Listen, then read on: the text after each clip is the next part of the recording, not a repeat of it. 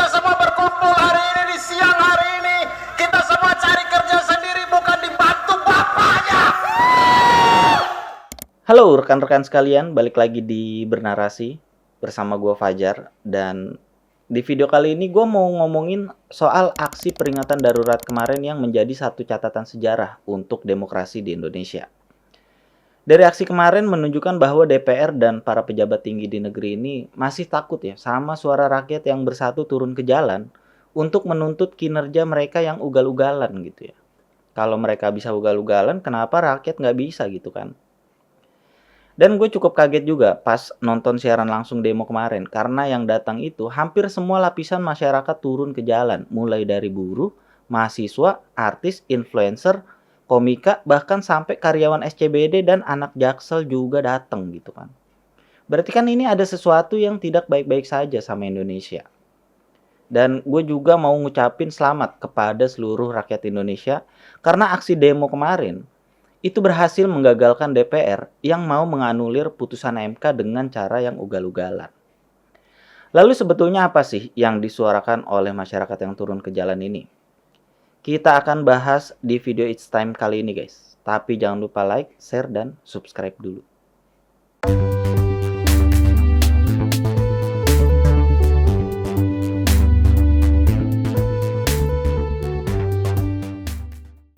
Oke.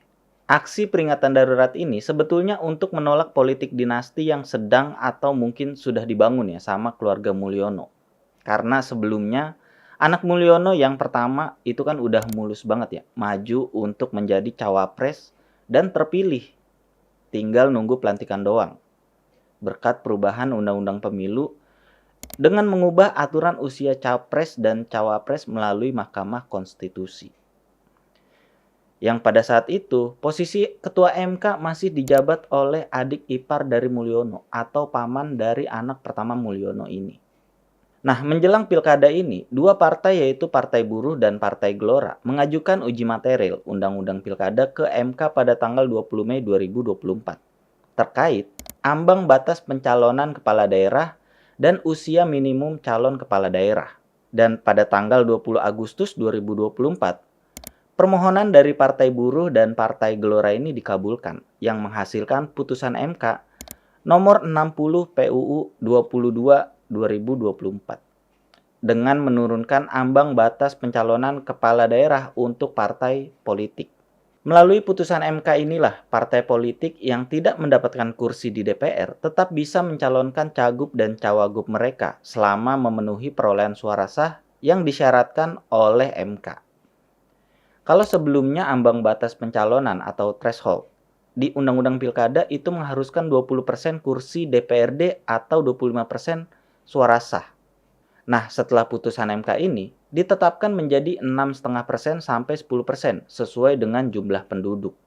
Kemudian batas usia minimal calon gubernur juga diubah syaratnya. Kalau sebelumnya minimal 30 tahun, di putusan MK ditambahkan minimal 30 tahun saat ditetapkan sebagai calon oleh KPU atau saat pendaftaran harus sudah 30 tahun. Nah, permohonan uji material ini dilakukan untuk memberikan kesempatan kepada partai yang tidak punya kursi untuk mencalonkan. Jadi untuk partai yang nggak punya kursi di DPRD bisa berkoalisi dengan partai lain untuk mencapai ambang batas 6,5% sampai 10% supaya bisa mencalonkan kepala daerah di pilkada ini. Setelah keputusan MK ini keluar, di tanggal 21 Agustus 2024, DPR mengadakan rapat balik mengenai draft revisi Undang-Undang Pilkada. Balik DPR kemudian menyetujui ambang batas hanya berlaku untuk partai yang tidak memiliki kursi di DPRD. Dan ambang batas dikembalikan menjadi 20% kursi DPRD atau 20% suara sah. Sedangkan untuk usia minimal 30 tahun, Balik DPR menyetujui usia minimal 30 tahun saat dilantik atau bukan saat pendaftaran. Kemudian dalam rapat balik ini dihadiri oleh 9 fraksi partai dan hasilnya 8 partai menyetujui, sedangkan satu partai yaitu PDIP menolak draft RUU Pilkada tersebut. Kemudian hasil pembahasan draft RUU Pilkada tersebut akan dengan sangat cepat dibahas di rapat paripurna DPR yang dijadwalkan pada tanggal 22 Agustus 2024. Nah, hal inilah yang menjadi pemicu utama dari demo kemarin, di mana kinerja DPR yang ugal-ugalan mau ngerevisi Undang-Undang Pilkada buat menganulir putusan MK. Lalu bagaimana gambar peringatan darurat Garuda Biru bisa menjadi simbol dalam aksi yang digelar pada 22 Agustus kemarin? Awal mula postingan gambar Garuda Biru dengan bertuliskan peringatan darurat pertama kali diposting oleh akun di media sosial X dengan username Budi Bukan Intel pada tanggal 21 Agustus 2024 jam 8 pagi. Setelah dikonfirmasi, Budi Bukan Intel ini juga mengaku bahwa postingan tersebut hanya lucu-lucuan aja karena suka dengan kegiatan aktivisme hak sipil. Kemudian gambar ini digunakan oleh beberapa pengguna lainnya sebagai simbol protes terhadap DPR yang dianggap membangkang dari putusan MK. Nah, arti dari Garuda Biru bertuliskan peringatan darurat sendiri adalah screenshot dari video di channel YouTube EAS Indonesia Konsep yang kemudian diposting ke media sosial dan dijadikan simbol terhadap perlawanan rakyat atas revisi Undang-Undang Pilkada yang akan diselesaikan dalam waktu yang sangat singkat. Dengan kekuatan para influencer dan netizen yang segera menyebarkan gambar tersebut dan dibarengi sama para mahasiswa yang akan melakukan aksi di depan gedung DPR, hal ini juga direspon dari berbagai elemen masyarakat, sehingga gerakan yang terjadi di tanggal 22 Agustus kemarin itu sangat besar. Aksi peringatan darurat juga bukan cuma di Jakarta, di berbagai daerah juga terjadi seperti di Bogor, Semarang, Solo, Makassar, dan kota-kota lainnya. Oke, sekarang kita masuk apa yang akan terjadi kalau DPR berhasil menganulir putusan MK dengan cara merevisi Undang-Undang Pilkada.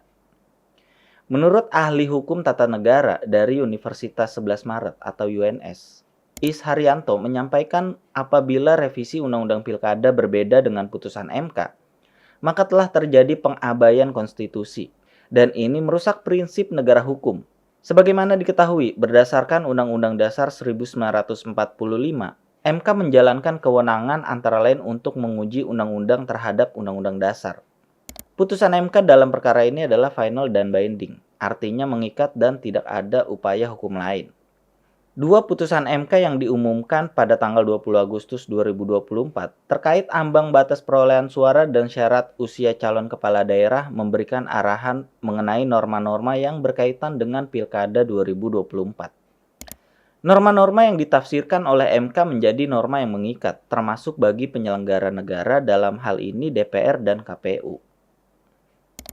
Sehingga jika KPU mengikuti Undang-Undang Pilkada hasil revisi DPR yang dibahas untuk menandingi putusan MK, maka Indonesia masuk dalam situasi krisis konstitusional. Ditambah lagi dengan cara DPR yang sangat terburu-buru, bahkan secepat kilat mau membahas revisi Undang-Undang Pilkada ini. Lalu kenapa DPR mau menganulir putusan MK saat Pilkada ini aja? Padahal sebelumnya MK juga kan pernah tuh mengubah syarat usia capres dan cawapres sebelum Pilpres 2024. Walaupun banyak juga yang protes terhadap putusan MK tersebut.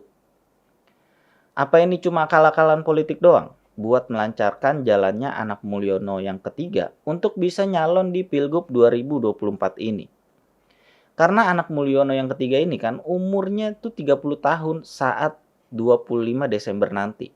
Jadi kalau pakai putusan MK, dia nggak bisa maju karena umurnya belum genap 30 tahun saat pencalonan.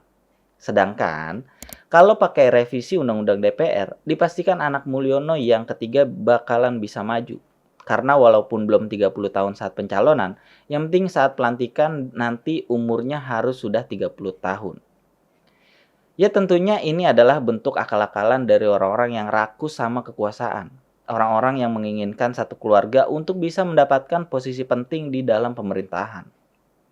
Dan yang anehnya lagi, saat masyarakat demo dan protes atas kelakuan DPR yang mau membegal konstitusi demi melancarkan jalannya politik keluarga Mulyono ini, anak Mulyono yang ketiga ini malah jalan-jalan ke luar negeri dan pulang dengan menumpangi pesawat jet pribadi yang harga sewanya itu gila-gilaan, yaitu setara dengan 10 tahun UMR Jogja. Lu bayangin. Atau kalau dihitung biayanya selama perjalanan Kaisang yang dimulai pada tanggal 18 Agustus sampai 21 Agustus 2024 dengan jarak 16.276 km, Biaya sewanya itu sekitar 8,6 miliar rupiah. Kan udah gila menurut gua. Emang keluarga Mulyo ini agak-agak lain ya. Agak lain kau, agak lain. Semua.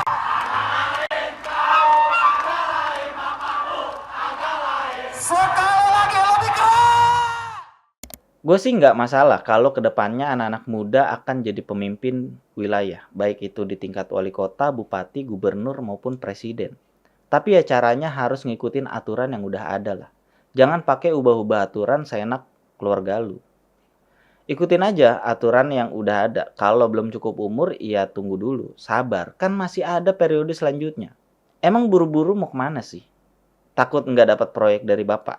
Emangnya masih zaman minta proyek sama orang tua yang di pemerintahan, dasar deso. Pokoknya gue sih ngedukung banget lah kalau anak-anak muda mau jadi pemimpin. Selama lu punya gagasan, punya integritas, bisa ngebersihin politik kotor dan memperbaiki sistem yang bobrok dari dalam pemerintahan. Karena kalau nggak kuat-kuat masuk ke dunia politik, ya bisa-bisa yang ada lu ngikutin sistem yang udah dibikin sama politisi yang tua-tua ya. Atau bahkan malah ngikutin kebiasaan-kebiasaan para politisi tua yang kelakuannya tuh lucu-lucu. Ditambah lagi sama kepemimpinan Mulyono ini, bukannya ngelawan KKN, malah ngasih contoh ke bawahannya buat ngelakuin KKN. Ya semoga kedepannya gua aman-aman aja ya ngebahas isu politik kayak gini. Dan semoga kedepannya Indonesia jadi lebih baik walaupun dengan sistem politik yang masih kayak gini-gini aja gitu ya. Oke guys, segitu dulu video kali ini. Jangan lupa like dan share video ini ke media sosial kalian. Terima kasih juga buat yang udah nonton sampai habis. Jangan lupa subscribe Bernarasi dan follow media sosial gue, linknya ada di deskripsi. Sekian dulu gue Fajar. Sampai ketemu lagi di It's Time berikutnya guys.